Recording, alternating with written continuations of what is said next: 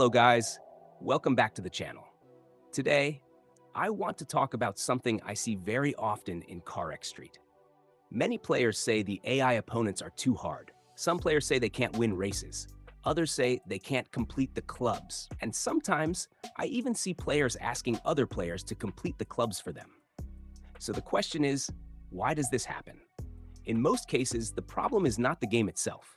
Usually, it comes down to driving skills, control settings, or simply not understanding how the car should be handled.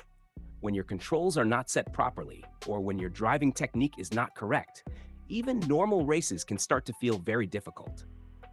But the good news is, this can be improved. With the right settings, the right driving approach, and a little bit of practice, you can become a much better and more consistent player. So in this video, I'm going to explain everything step by step and show you what you should actually do to improve your skills in CarX Street. Take your time, watch carefully, and let's start. Before I start the video, let's talk about today's sponsor. This video is sponsored by Ultimate MH. Yes, I sponsor myself. If you struggle with tuning your cars, or if you don't have good tuning ideas, don't worry. The Ultimate MH channel has you covered. Just go to the channel, open the CarX Street Tune Explained playlist, and watch the tuning videos one by one. It will definitely help you understand how tuning works and how to build a better car.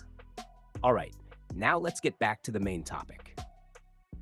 First, let's talk about game controls. In CarX Street Mobile, we currently have three control types.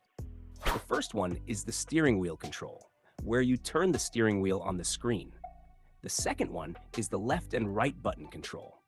And the third one is accelerometer control, also known as tilt steering. Now let's talk about the steering wheel control type. I see many experienced players using this control, but it is also one of the hardest control methods to master. If you are using this control type, but still struggling to drive properly, then I recommend switching to a different control type until you improve your skills. The second control type is button steering. This method uses two buttons to turn left and right. Personally, I don't recommend this control type, because during a race you already need to press many buttons: acceleration, braking, handbrake, and sometimes nitro. Adding left and right buttons on top of that can make the controls feel very crowded on the screen. And the steering movement can feel a bit less smooth compared to other control types. Now the last control type is accelerometer control, or tilt steering. This is one of the easiest and smoothest ways to control your car on mobile. All you need to do is tilt your device left or right to steer. The steering feels very natural, and your screen stays less crowded. Your thumbs are free to focus on acceleration and braking, which makes the driving experience much more comfortable. Personally, this is the control method I recommend for most players. I remember this tilt steering system was introduced in mobile racing games a long time ago. One of the early games that used it was Asphalt 5, and since then, I've always preferred accelerometer controls when playing racing games on mobile. Now, let's talk about traction control. Traction control plays a very important role in racing games. If you turn traction control off, your car can accelerate faster when exiting corners. This can be useful for time attack races. However, with traction control off, the car will have less stability and less grip. If your car is not tuned properly, or if your driving control is not good enough, the car can slide too much, spin out, or crash into corners. So if you are still learning the game, I recommend keeping traction control on for better stability and control. Next setting is transmission. If you turn off automatic transmission, you will have to shift gears manually. Manual transmission can be fun, and it can give you better control if you are experienced.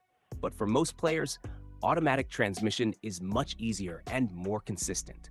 So if you are still learning the game, it's better to keep automatic transmission on. Now let me show you a few more settings that can help improve your gameplay. First, racing lines. Racing lines show the optimal path on the road. This helps you understand where to brake, where to turn, and where to accelerate. So I recommend keeping racing lines turned on. Next setting is horizon angle. This setting mainly affects players who use accelerometer controls. When horizon angle is enabled, the camera may tilt in a strange way when you steer. So it's usually better to turn this off. Now let's talk about control sensitivity and assists. Sensitivity should be adjusted based on your personal driving style, but in my case, I prefer keeping sensitivity between 60% and 70%. For linearity and drive assist, I recommend setting them to maximum. This makes the steering smoother and more stable during races. Now that we're done with the settings, let's talk about camera angles. In CarX Street Mobile, we currently have 6 different camera angles. The first one is the close car camera. The second one is a slightly higher and farther camera angle, often called the action camera in some racing games. The third camera is the fixed camera, where the camera moves with the car during drifting.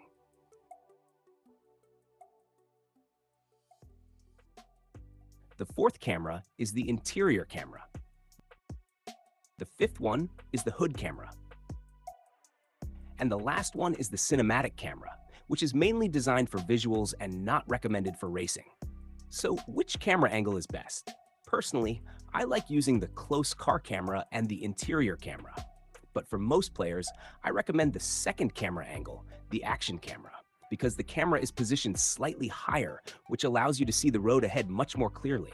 And this helps a lot during high-speed racing. So let's quickly summarize everything. Use accelerometer control. Turn traction control on. Use automatic transmission. Turn racing lines on. Turn horizon angle off. Keep sensitivity above 50%. Set linearity and drive assist to maximum. And use the action camera angle for better visibility. Apply these settings and practice your driving at Sunset Speedway. With some practice, I'm confident you will perform much better than before. All right, that's it for this video. I hope this guide helps you improve your gameplay and understand CarX Street a little better.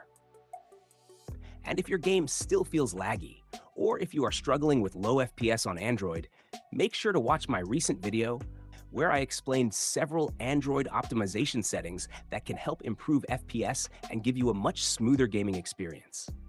That video can make a big difference. Making gameplay videos is easy, but making detailed guide videos like this actually takes a lot of time and effort. So if this video helped you, feel free to support the channel. All right, I'll see you in the next video. Until then, check out my other tuning explain and guide videos. Bye.